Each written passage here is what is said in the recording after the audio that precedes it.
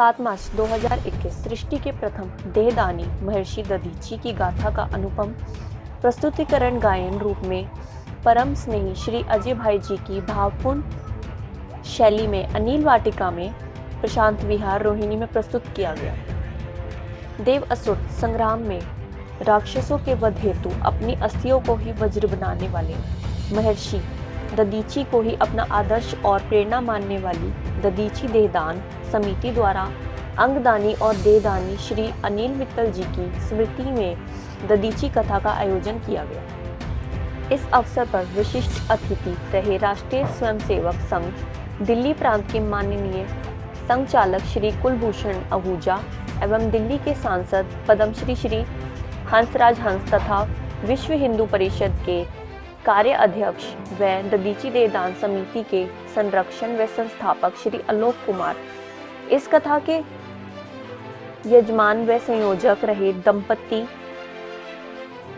सुशील मित्तल व अर्चना मित्तल, जिन्होंने अपने बड़े भाई अनिल मित्तल जी को श्रद्धांजलि स्वरूप इस कथा का आयोजन किया। कार्यक्रम का शुभ आरंभ समिति के अध्यक्ष श्री हर्ष मल्होत्रा के उद्बोधन द्वारा हुआ, जिन्होंने देहदान की आवश्यकता क्यों है इस पर प्रकाश डाला। कार्यक्रम में राष्ट्रीय कवि अनिल अग्रवंशी जी ने स्वर्गीय देहदानी पर भावपूर्ण कविता प्रस्तुत की। स्वर्गीय अनिल मित्तल जी अविवाहित थे। पेड़ पौधों को ही अपना परिवार और बालक की तरह समझने वाले, अपने परिवार के प्रति पूर्ण समर्पित देहदानी के नाम पर ही अनिल वाटिका है।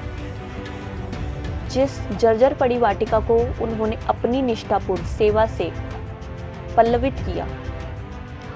वैदिक दर्शन पर आधारित भारत की संस्कृति त्याग और तपस्या पर ही आधारित है। अजय भाई जी ने इस अवधारणा को गीतों के माध्यम से प्रस्तुत करते हुए भगत सिंह जैसे देश धर्म पर मर मिटने वाले शहीदों को भी श्रद्धांजलि अर्पित की। कार्यक्रम की गरिमा अंगदान और देहदान में अभूतपूर्व सहयोग प्रदान करने वाले पूर्व केंद्रीय मंत्री श्री सत्यनारायण जटिये और समिति के सहयोगी रहे 4 चिकित्सकों का भी सम्मान किया गया, जिनमें डॉक्टर संजीव ललवानी, अध्यक्ष trauma centre AIIMS, doctor Dinesh Verma, Maulana Azad medical college, doctor Anil Goyal, पूर्व अध्यक्ष IMA, डॉक्टर VK मोंगा रहे। इस कार्यक्रम में एक भावपूर्ण क्षण ऐसा भी आया जब 20 माह की अपनी बच्ची के ब्रेन डेड होने पर उसके माता पिता श्रीमती बबीता गुप्ता व श्री आशीष गुप्ता को सम्मानित करने के लिए बुलाया गया। उनके सम्मान में सभी ने खड़े होकर तालियों से उनका अभिनंदन किया। श्री आलोक कुमार ने बताया कि हड्डियां, लीवर, त्वचा और आंखें कहीं और किसी और के शरीर में जीवित रहती हैं, जो मृत्यु पर विजय के समान है। इस कार्यक्रम में आए हुए सभी अतिथिगणों ने स्वर्गीय अनिल मित्तल जी को भावपूर्ण श्रद्धांजलि दी। इस अवसर पर कार्यक्रम का समापन देशभक्ति के गीतों पर झूमते हुए सभी साथियों ने भारत माता की आरती से संपन्न किया।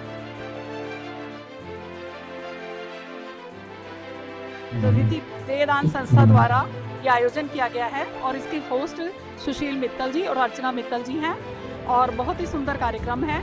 इसमें हम लोगों को मोटिवेट करते हैं कि मरने के बाद अपनी देह को तो दान किया ही जाए, इसके अलावा अपने अंगों का भी दान किया जाए। जैसे कि आज अनिल मित्तल जी की स्मृति में ये सभा की गई है। अनिल मित्तल जी ने अपने सभी अंगों का दान कर दिया, जिससे कई लोगों को एक अलग ही जीवन मिला और आज वो बड़े शुक्रगुजार हैं इस दधीची देहदान संस्था के कि जिनके मोटिवेशन से ये कार्य हुआ। मैं अर्चना मित्तल आज की होस्ट हूँ। सुशील जी मेरे हस्बैंड हैं। पिछले साल 2020 में 17 फरवरी मेरे फादर के सम्मान मेरे जेठ जी जो हैं एक्सपायर हो गए थे, उनकी स्मृति में ये प्रोग्राम रखा गया है। बहुत ही दुखद विषय था, लेकिन उन्होंने अपने अंगदान किए हैं। इस वजह से आज इतना भव्य कार्यक्रम दधीची देहदान समिति ने और हमने ये किया है। बस पर्पस यही है कि सभी लोग इसका अंगदान जो कर रहे हैं, सब लोग करें इसको। इस संस्था का जो मोटिव है अंगदान, देहदान, नेत्रदान, इसके बारे में जानें, समझें और प्रयास करें कि वो भी आने टाइम में ददीची बने। पाती हूँ। अनिल जी मेरे ताऊ जी थे और जीते जी वो बहुत लोगों के लिए बहुत अच्छा काम करके गए। इस पार्क में जहाँ हम खड़े हैं आज, वो उन्हीं के नाम पे एमसीडी ने कर भी दिया, क्योंकि उसका रीज़न ये है, ये एक डंप हाउस था और ताऊ जी ने यहाँ 2000 करीब पेड़ लगाए जिनको वो अपना बच्चा कहते थे, और आज मेरी फैमिली आगे उनकी धरोहर समझ के उसको पाल रही है। ताऊ जी ने अंगदान किया, उनकी ब्रेन डेथ हुई थी और उनके अंग करीब 12 लोगों को लगे जिनको जीवन मिल गया। तो मेरा मैसेज यही है सबको कि उनसे प्रेरित होके हम भी सब अंगदान, देहदान के लिए प्रेरणा लें। देह माटी हो जाना है, माटी ना करके अगर वो किसी के काम आ रहा है तो इससे बड़ा पुण्य कुछ नहीं हो सकता। बस यही। आज हम प्रिय अनिल मित्तल ने जो अपना देहदान का संकल्प लिया और उसको पूरा किया, उसी संदर्भ में आयोजित ददीची कथा जो अजय भाई जी यहाँ करेंगे, उसके लिए आए हुए हैं। अनिल ने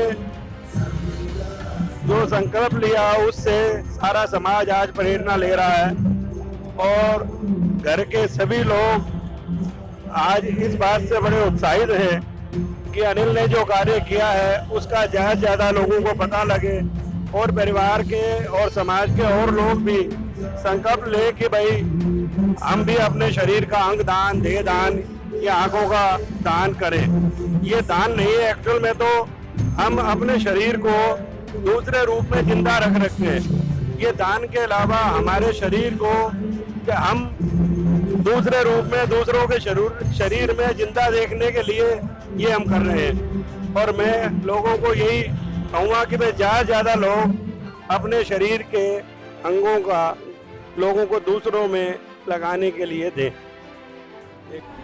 मैं अंगदान और देहदान इस ददीची देहदान समिति के थ्रू जो जुड़ी हूँ, वो मैं अपने फादर इन लॉ के थ्रू जुड़ी हूँ।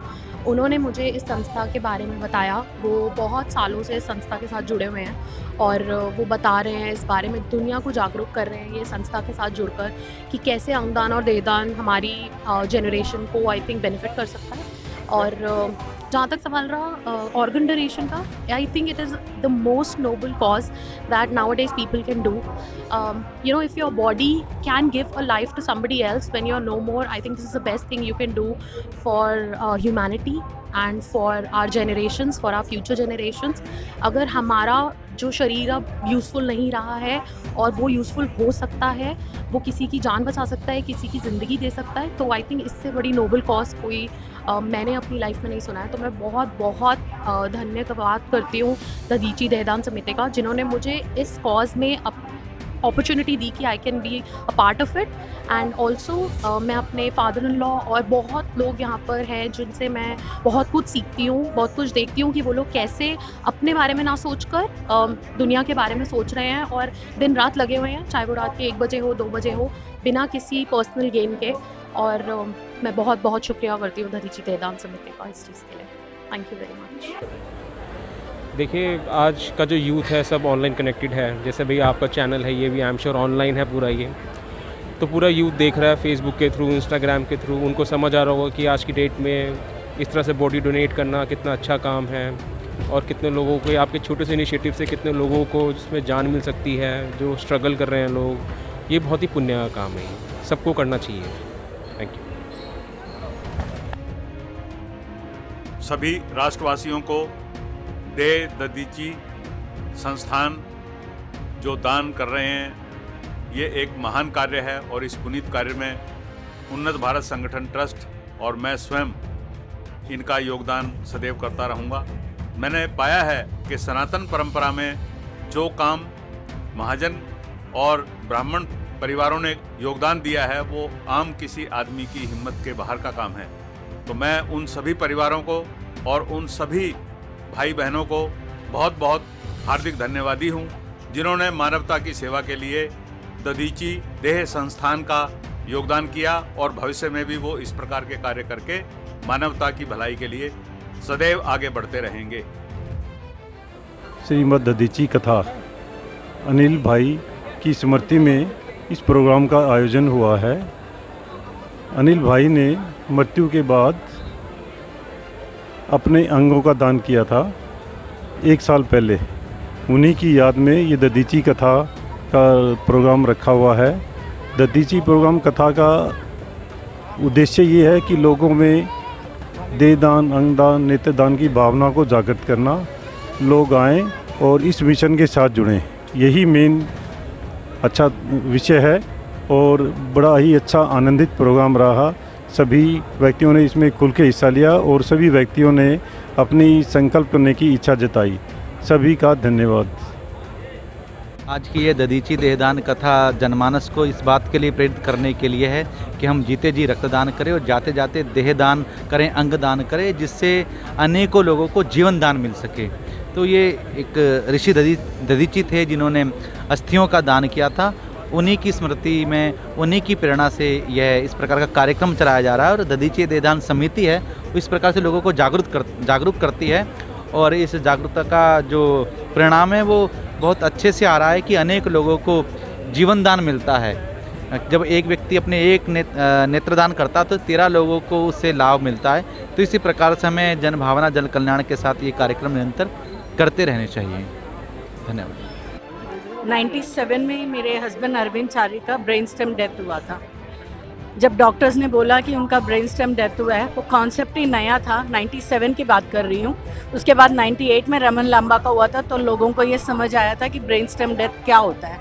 उस समय मैं 29 ईयर्स की थी, तो मुझे ये समझ नहीं था कि वो ब्रेन स्टेम डेथ बोल क्या रहे हैं। वहाँ के डॉक्टर्स मेरे पास आए, उन्होंने बोला ऐसे कि आप कोई ऑर्गन डोनेशन करना चाहते हो इनका। मुझे इतनी छोटी थी मैं, कुछ समझ में भी नहीं आया और मैं अकेली थी all India institute of medical science में।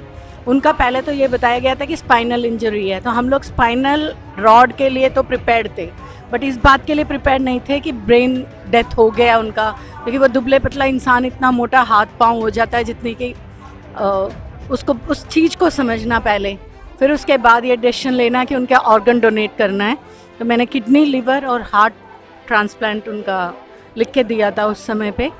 और उनका हार्ट जो है प्रदीप गुप्ता जी करके एक भोपाल के उनको लगा था, हार्ट ट्रांसप्लांट हुआ था उस समय, डॉक्टर वेणुगोपाल ने किया था। उनकी शायद ये इंडिया की पहली या दूसरी हार्ट ट्रांसप्लांट होगा, सक्सेसफुल हार्ट ट्रांसप्लांट। मैं उनके यहाँ शादी में भी गई थी। और उसके बाद अभी मेरे पापा का डेथ हुआ था 2010 में, उनका आई का डोनेशन हुआ। उसके बाद मेरे फादर इन लॉ का अभी 2020 में, लास्ट ईयर अगस्त 13 को, एक्चुअली वो चेन्नई में गिर गए थे, वो यहाँ आए मेरे पास, उनको जयपुर गोल्डन हॉस्पिटल में ले गई थी और सर्जरी करवाया था उनका। उनके 4 दिन बाद सर्जरी करते ही घर में ही डेथ हुई है। उनका बॉडी डोनेशन किया है हमने, हमारे परिवार में सभी अपना बॉडी डोनेशन का हमने विल बना रखा है। मैं और मेरे 2 बेटे ही हैं। जब अरविंद जी की डेथ भी हुई थी तो वो 2 और 6 साल के बच्चे थे, दोनों छोटे। सब लोग बॉडी और ऑर्गन डोनेशन के प्रति सचेत हो और ये काम करें तो जितना भी हमारे पॉपुलेशन है उनके लिए हेल्प होगा। आइज़ देने से आइज़ मिलेंगी, हार्ट अगर हम लेके तो कुछ भी नहीं जाते, तो हम जल भी जाते हैं तो क्या होता है, राख ही होते हैं हम, तो हम किसी के काम आ सके, तो ये कॉन्सेप्ट है। धन्यवाद।